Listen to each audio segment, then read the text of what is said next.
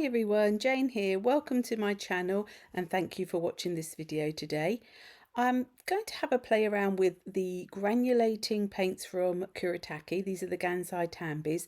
They came out last year and I've got a few videos on my channel, but I haven't played with them for a little while, so I thought it would be fun to have a go in the Canson art book.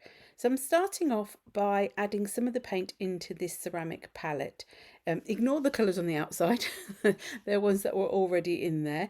But I like to do this with these paints because if you add extra water to them and let them sit, the colours split and it makes it a little bit more fun to play with. So I'm using all the 5 different colours. I'm putting them into water. I spritzed the paints as well to make them easier to move around, and I'm just going to then leave them to the side just to start to split a little bit.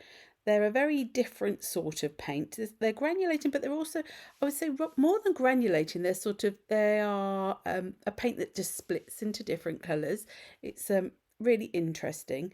And I'm using all 5. As I said, I can't remember off the top of my head what they're all called, but as always I will link all the products that I've used. Not link, sorry, I will list all the products used. I will link some of them in the description box below.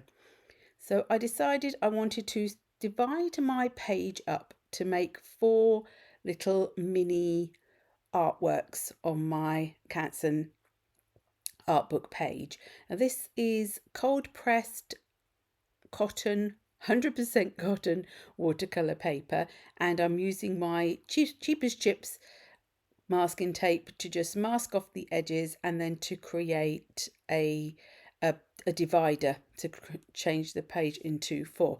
I was sort of hesitating at the start because I was thinking, oh, I've got 5 colors and maybe I need to do five little rectangles, but then I thought, no, I will just put 2 different colors into every rectangle and have 4 nice equal pictures within the page. So I am adding, on the first one I didn't put any water down first, and then I thought, well, maybe I should put water down to help it to granulate even more. So I'm using one colour in one sort of diagonal half of the rectangle and then a different colour in the other half, and I make sure that I use every single colour that way. I wasn't overly thinking about how I was doing this, I just wanted to get some colour down and to get that lovely splitting and granulation.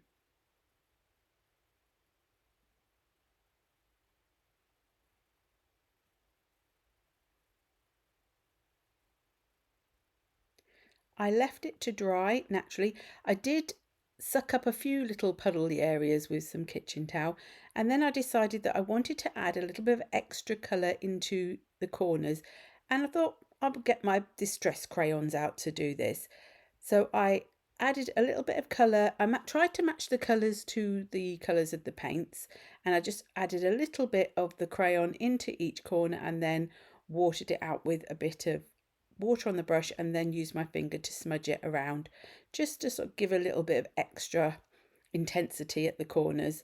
So I was going to just water it out with the brush, but then I found that I was finding it quite difficult to actually get the pigment to move, so it was easier to use my finger to do that.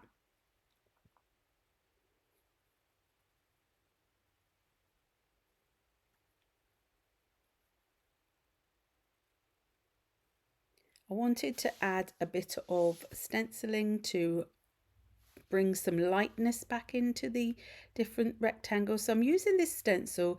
It's a Tando creative one. I don't know if it's still available. If it is, I will list and link it in the description box, but any sort of number stencil would do the same job.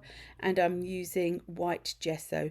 The reason I chose white gesso is because it's a little bit more translucent usually than acrylic paint that's white, so it sort of lets the colours still shine through a little bit. This is a Carabelle stamp set that I've had for a while, and unfortunately I'm pretty sure that Carabelle is no longer trading, so you may still be able to get this stamp set you know, on the second-hand sort of sites and things, so I will list it, but it's one of those that again you'd probably have to search around, or you could use your own sorts of number stamps, and I was using Hickory Smoke Archival because I wanted it to be a little bit more subtle in the background. Then I'm removing my tape just to release the little pictures and I decided that it hadn't given it a really crisp straight edge, so I wanted to emphasize that. So I've got this grey Unipin pen which I'm just going around and I'm wiggling it so that it's not a straight edge, it's just capturing some of the little quirky elements of that colour that's sort of, some of it's just crept slightly underneath the tape.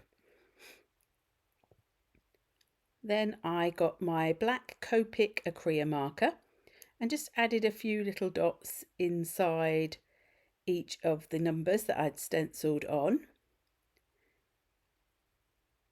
And then I think I decided that I wanted to add a little bit of that on the outside. Now in a moment you will see how I should have waited for the paint pen to have dried on top of the stenciling, but I didn't, and so I made a little bit of a mess. But you know, it's in my journal or a sketchbook, so I'm not too worried, and it's going to get covered up a little bit anyway when I add on my focal points.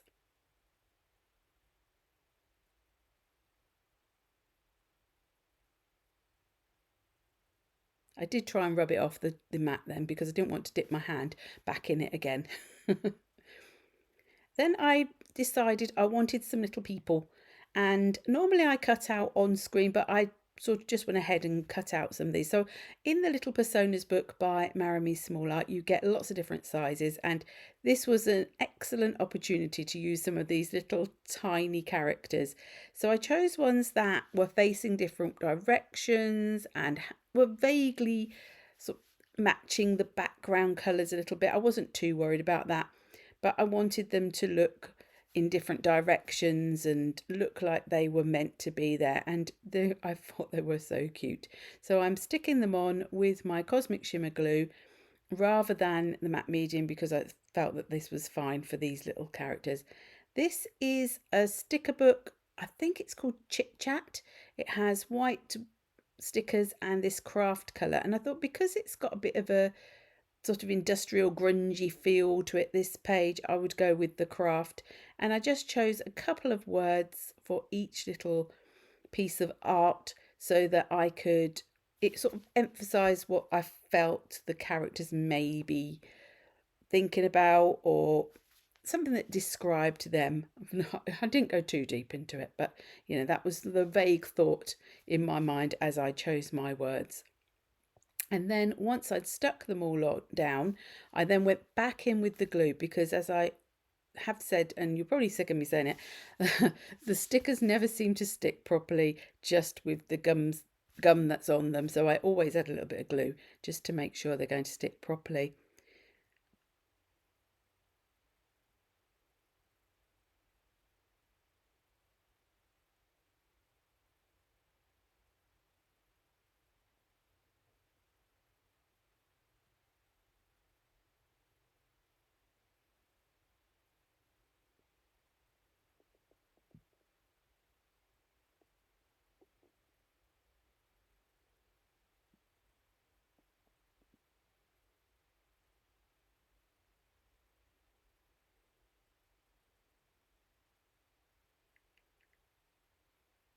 And finally, I did feel that they needed to stand out a little bit more, so I did some really sketchy lines with my white Copic Acrylic just around the words. So thank you ever so much for watching today. If you have enjoyed this video, do please give it a thumbs up, and if you haven't subscribed, I'd love it if you could hit that subscribe button. I never know what to call it, and join me on this crafty journey. And until the next time, bye bye.